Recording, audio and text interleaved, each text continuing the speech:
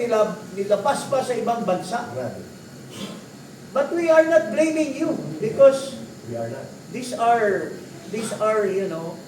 decisions to have to be made. But if you fail in one, you should not fail in the second, ma'am. Kami po lahat, Madam Vice President, nandito po, tumitingala sa iyo to lead us now, or we will never have peace, we will never have reform. All the teams in government will prosper. Correct. As they are being covered up by themselves. Especially grabbing power in the Senate. At ito mismong Marcos na ito, alam niya na labag sa konstitusyon, violation sa konstitusyon, pero tinantihan pa niya or sinuportahan pa niya itong mali na tinatawag nilang majority na hindi naman nakaalpas sa real majority, which is 13. So, I'll give a chance to the others po na manawagan din po sa inyo, Madam Vice President. Please lead us. Please be our true leader, and you should come out in the open and ask everyone to join you to denounce this failure of government of this Marcos administration. Yun lang po, mga kababayan. Maraming salamat kay Congressman at dating political advisor Jing Paras. Malinaw ang panawagan pa. Sara must lead the Filipino people to redeem the country before it's too late that we will all be destroyed by this morally bankrupt, plundering and corrupt government of Marcos Jr. Bibigyan po natin ng karagdagang panawagan ang aking mga kasama doon sa panawagan na Sara must come out to lead the people and lead the redemption of the country.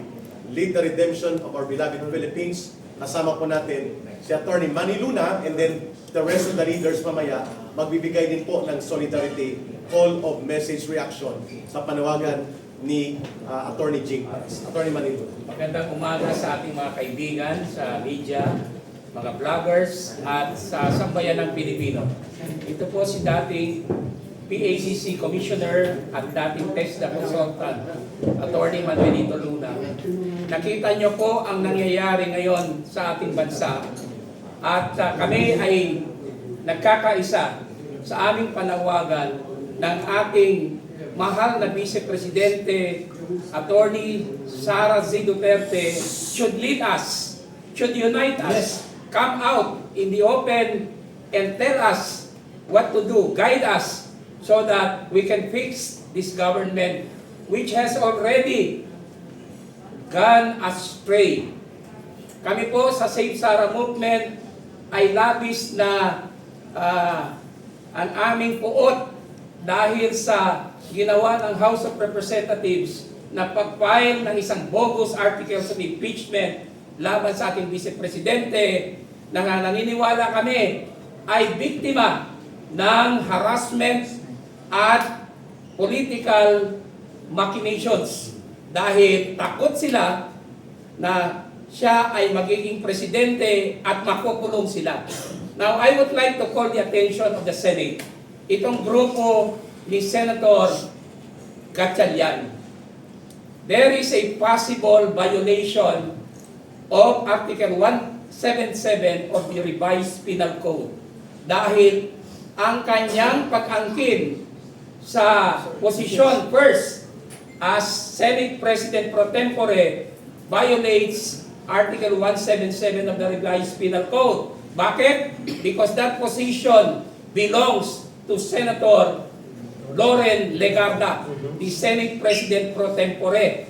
Therefore, he is in violation of the provision because he is claiming an authority that does not belong to him. He is usurping that authority of Senator Loren Legarda. On second point, he is in violation of Article 177 of the Revised Penal Code for exercising the functions of Senate President Alan Peter Cayetano, the Senate President. So dalawang beses niya binayolate ang Articles 177 of the Revised Penal Code. inangkin niyang posisyon ni Senator Legarda at ginagampanan niya ang functions ni Senate President Alan Peter Cayetano. Another, there may be disorderly conduct on his part. Why?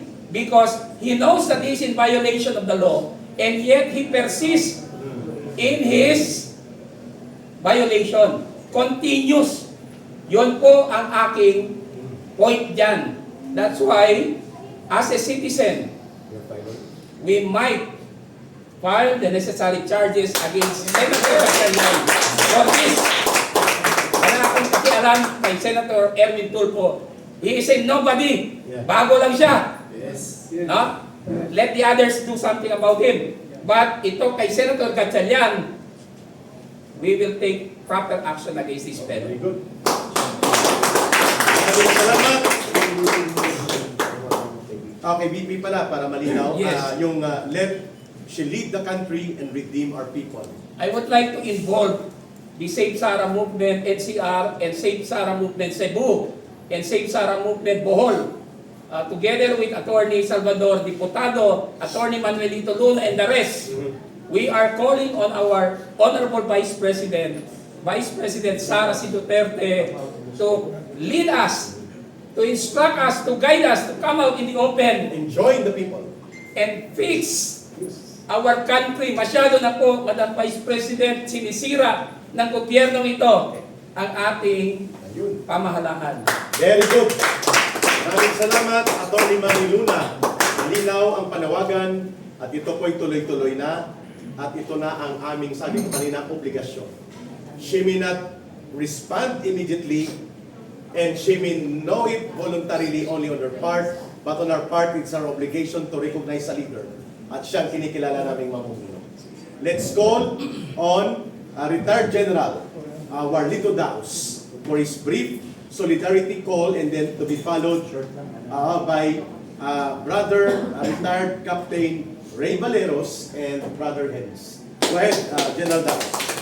On the retirees group. Sa inyong lahat, kasama ko po ang aking represent po ang MUP, Many Uniform Parat.